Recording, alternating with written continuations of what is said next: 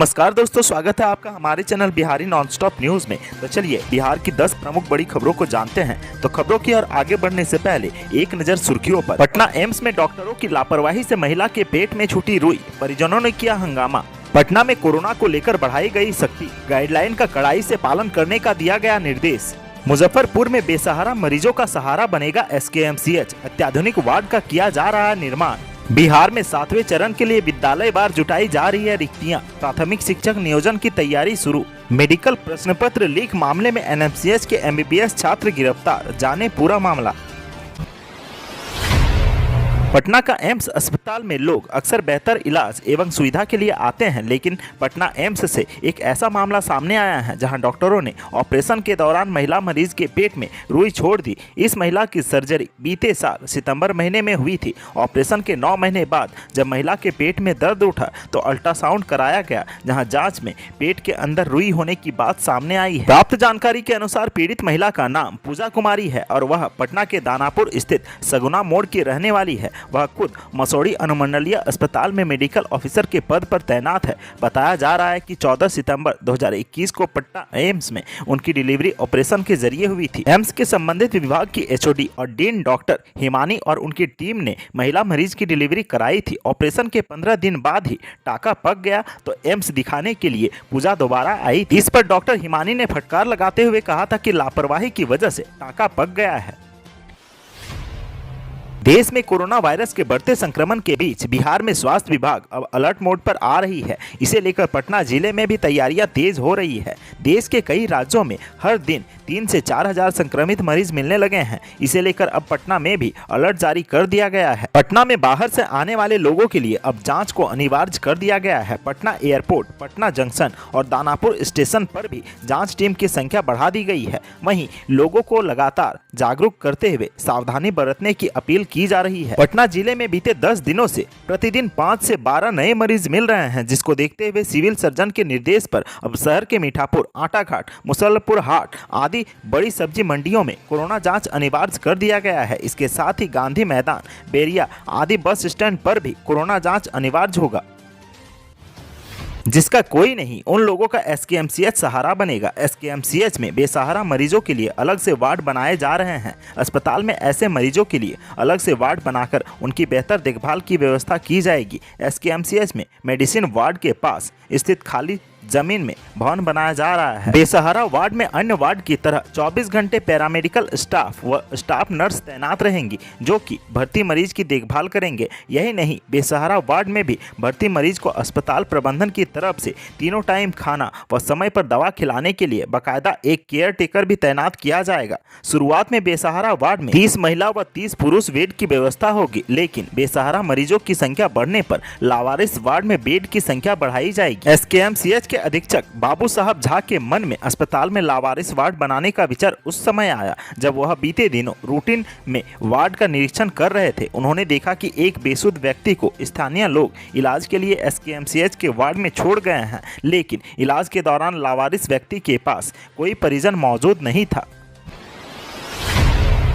प्रस्तावित 7वें चरण में प्राथमिक शिक्षक नियोजन की तैयारियां शुरू हो चुकी है। प्राथमिक शिक्षा निदेशक रवि प्रकाश ने सभी जिला शिक्षा पदाधिकारियों से कहा है कि प्राथमिक और मध्य विद्यालयों में छात्र शिक्षक अनुपात में शिक्षक पद की आवश्यकता है, तो विद्यालय वार नियोजन इकाई वार पदों की जानकारी भेजे। दरअसल 12 जून को रिक्त पदों की गणना की समीक्षा के लिए शिक्षा विभाग में उच्च स्तरीय बैठक बुलाई गई है। इसमें विभागीय शीर्ष अफसरों के अलावा सभी जिला शिक्षा पदाधिकारी और जिला कार्यक्रम पदाधिकारी भी उपस्थित रहेंगे। इसी बैठक में तय होगा कि 7वें चरण में नियोजन किस तरह होगा। प्राथमिक निदेशक रवि प्रकाश ने जिला शिक्षा पदाधिकारियों के नाम से जारी चिट्ठी के जरिए 31 मार्च 2022 तक सेवानिवृत्त, त्याग पत्र, सेवा मुक्ति के कारण हुई रिक्तियां भी मांगी है। साथ ही जिलों से पूछा है कि वर्ष 2019-20 में प्रकाशित रिक्ति के विरुद्ध नियुक्ति के बाद कितनी रिक्तियां जिलावार या नियोजन इकाईवार रह गई है। एमबीबीएस परीक्षा के प्रश्न पत्र लीक मामले में पीरबहोर थाने की पुलिस ने शुक्रवार को सुबह 10 बजे पटना कॉलेज स्थित परीक्षा केंद्र से एनएमसीएच के फाइनल ईयर के छात्र संजय प्रभात को गिरफ्तार कर लिया है। उसका फोन भी जब्त कर लिया गया है। वह बेगूसराय का है। टाउन डीएसपी ने छात्र की गिरफ्तारी की पुष्टि की है। इस मामले में बीएन कॉलेज परीक्षा केंद्र से 3 जून को एमबीबीएस का फाइनल ईयर का छात्र वैशाली के पातेपुर मुकेश कुमार को गिरफ्तार कर जेल भेजा जा चुका है। मुकेश ने प्रश्न पत्र व्हाट्सएप से संजय प्रभात के व्हाट्सएप पर भेजा था। यह बात मुकेश के मोबाइल फोन की जांच के बाद सामने आई थी। इसके बाद पुलिस ने संजय के संबंध में जानकारी जुटाई और अगली परीक्षा का इंतजार होने लगा। मुकेश के पास से 5 फोन बरामद हुए थे। फोन में फाइनल ईयर सर्जरी का प्रश्न पत्र भी मिला था। बिहार के सबसे खास पर्यटन स्थल के तौर पर राजगीर लगातार नई चमक हासिल कर रहा है। अब राजगीर स्थित विश्व शांति स्तूप और रोपवे के आसपास पर्यटकों को एक और बेहतर सुविधाएं मिलेंगी। यहां आने वाले देशी विदेशी पर्यटकों के लिए इंटीग्रेटेड भवन का निर्माण किया जा रहा है। राजगीर में दोनों रोपवे के बेस स्टेशन के पास इंटीग्रेटेड भवन का निर्माण हो रहा है। पर्यटकों के लिए बनाए जाने वाले इंटीग्रेटेड भवन में एक ही जगह शॉपिंग से लेकर खाने पीने तक की सारी सुविधाएं मिल सकेंगी। इंटीग्रेटेड भवन में पर्यटकों के लिए दुकानें, रेस्टोरेंट, फूड कोर्ट आदि की सुविधा मिलेगी। इसके साथ ही लिफ्ट, महिला व पुरुष शौचालय, पार्किंग व रैंप आदि की सुविधाएं भी दी जाएंगी।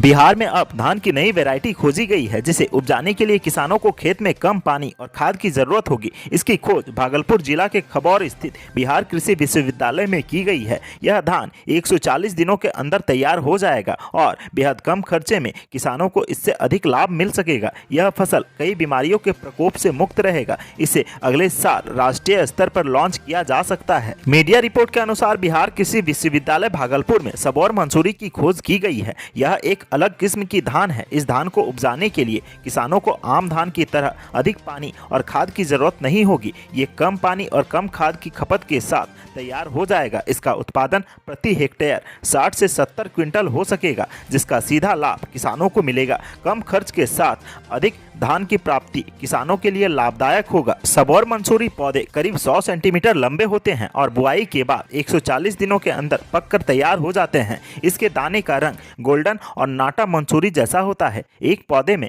20 से 25 कल्ले होते हैं। एक बाली में 250 से अधिक भरे हुए दाने मिलते हैं। इस धान की खासियत यह है कि इसके पौधे में रोग प्रतिरोधक क्षमता भी बेहतर है। यह कई रोगों से मुक्त रहता है। इसका तना कीटों के लिए सहनशील है। बिहार में अगले 3 माह बाढ़ का मौसम रहेगा। खासकर उत्तर बिहार में बाढ़ के कहर से हर बार जान माल की क्षति होती है। इस आशंका को देखते हुए स्वास्थ्य विभाग अलर्ट मोड पर आ गया है। विभाग ने बिहार के बाढ़ग्रस्त जिलों के सभी जिलाधिकारियों और सिविल सर्जनों को अलर्ट रहने को कहा है। बाढ़ग्रस्त क्षेत्रों में तैनात स्वास्थ्य कर्मियों के अवकाश के आवेदन रद्द करने के भी निर्देश दिए गए हैं। स्वास्थ्य विभाग के अपर मुख्य सचिव प्रत्यय अमृत ने जिलाधिकारियों और सिविल सर्जनों से बाढ़ के दौरान बीमारी से निपटने के लिए त्रिस्तरीय तैयारी करने को कहा है। इसके लिए विभाग की ओर से विस्तृत गाइडलाइन नए सिरे से जारी की गई है। सिविल सर्जनों को निर्देश है कि वे अभी से मेडिकल अफसर से लेकर पैरामेडिक्स तक की प्रतिनियुक्ति चार्ट निर्धारित कर लें। अपर मुख्य सचिव ने इस संबंध में मीडिया को बताया है कि उत्तर बिहार के 15 जिले अति बाढ़ प्रवण हैं। बाढ़ के दौरान यहाँ जान माल की क्षति के साथ कई तरह की जलजनित बीमारियां भी फैलती है। उन बीमारियों पर समय रहते ध्यान नहीं दिया गया तो महामारी की आशंका उत्पन्न हो जाती है। इसीलिए जिले में बीमारी या महामारी रोकने के लिए अभी से त्रिस्तरीय व्यवस्था में करने को कहा गया है। इस संबंध में जिलों को गाइडलाइन भी भेजी गई है।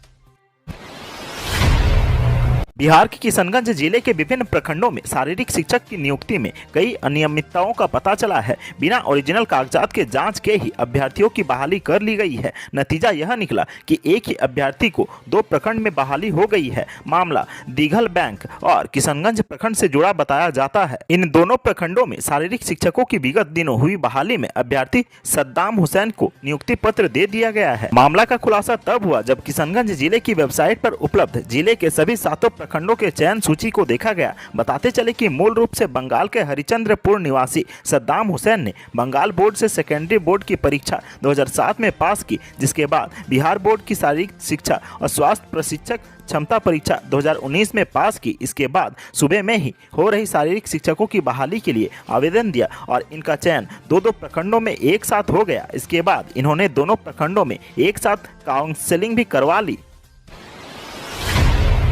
यूनिसेफ ने बाढ़ के समय सुरक्षित पेयजल उपलब्ध कराने के लिए पीएचईडी, जीविका और सहयोगी सामाजिक संगठनों को फ्लड रिस्पांस सपोर्ट किट की 61 यूनिट सौंपी है। प्रत्येक यूनिट 1 घंटे में 700 लीटर बाढ़ के गंदे पानी साफ कर सकती है। इसकी मदद से अत्यधिक दूषित बाढ़ के पानी को तुरंत शुद्ध कर पेयजल बनाया जा सकता है। इससे बाढ़ के दौरान पीने योग्य पानी मिलेगा। ये बातें शनिवार को पीएचईडी और जीविका के सहयोग से यूनिसेफ द्वारा शनिवार को फ्लड रिस्पांस सपोर्ट किट के प्रदर्शन सह प्रशिक्षण कार्यालय में कही गई। आयोजन ज्ञान भवन पटना में किया गया था। कार्यशाला में पीएचईडी के अभियंता, जीविका के सीएलएफ अध्यक्ष व जिला कार्यक्रम प्रबंधक के साथ साथ यूनिसेफ के आपदा न्यूनीकरण एवं वास टीम के अधिकारियों समेत लगभग 125 लोग शामिल हुए। मौके पर यूनिसेफ की बिहार प्रमुख नफीसा बिनते शफीक ने कहा कि बाढ़ के दौरान खतरनाक बीमारियों से बचाने के लिए पेयजल और बेहतर स्वच्छता सुविधाएं उपलब्ध कराना जरूरी है। मौके पर उन्होंने यूनिसेफ द्वारा खरीदे गए 61 फ्लड रिस्पांस सपोर्ट किट को पीएचईडी, जीविका और सहयोगी सामाजिक संगठनों अधिकारियों को सौंपा। आज के सुर्खियों में बस इतना ही। बिहार से जुड़ी खबरों के लिए सब्सक्राइब करें हमारे चैनल को और साथ ही साथ फेसबुक और इंस्टाग्राम में हमें फॉलो करना ना भूलें। धन्यवाद।